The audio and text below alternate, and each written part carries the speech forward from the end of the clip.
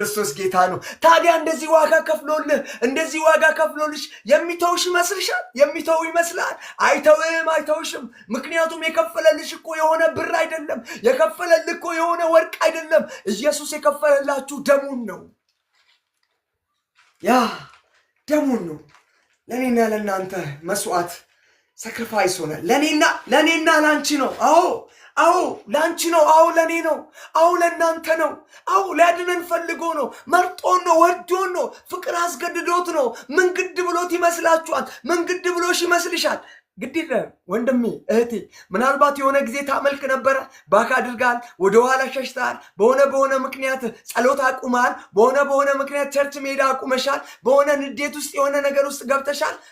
ግድ የላችሁም። አንድ ቁጥር ጻፉልኝ። ዛሬ እግዚአብሔር በጓዳችሁ ይገባል። ዛሬ እግዚአብሔር በቤታችሁ ይገባል። እኔ ጸልይላችኋለሁ። የሚዳስ የእግዚአብሔር እጅ ዛሬ በልባችሁ ውስጥ ያልፋል። የሚለውጥ የእግዚአብሔር እጅ ዛሬ በልብሽ ውስጥ ያልፋል። ኃጢአተኛ ነኝ አይወደኝም አትበል። ያቺ ሴት እኮ ሁሉም እንደ ሙሴ ሕግ መሞት ነበረባትና ስትዞም የምታገኘች እቺ ሴት ብሎ ይዟት ሲሄዱ እንድትሞት ነው ክርስቶስ ፊት እንዲህ አሉ።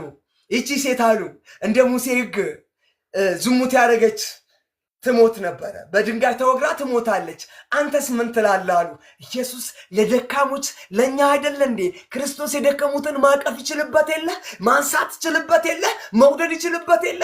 ከእናንተ መካከል ኃጢአት የለብኝም የሚል ካለ ይቺ ሴት ወግሯት ይግደላት አለ።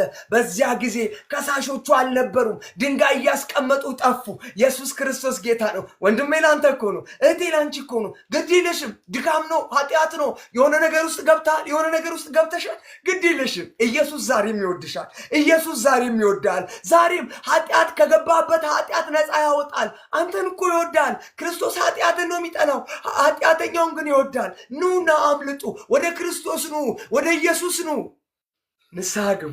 አንድ ቁጥር ጻፉ። ግድ ይላችሁ። አንድ ቁጥር ዛሬ ወደሱ ጥሪ እያቀረበላችሁ ነው መንፈስ ቅዱስ።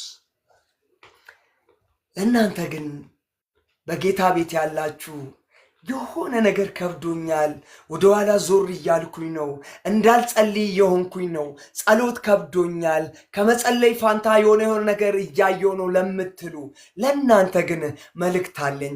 ግድ የላችሁም። ያላችሁትን አጥብቃችሁ ያዙ። ለእናንተ የተሰጠውን ያንን ነገር አጥብቃችሁ ያዙ። የተሰጣችሁን ነገር አጥብቃችሁ ያዙ አጥብቃችሁ። ግድ ይላችሁ።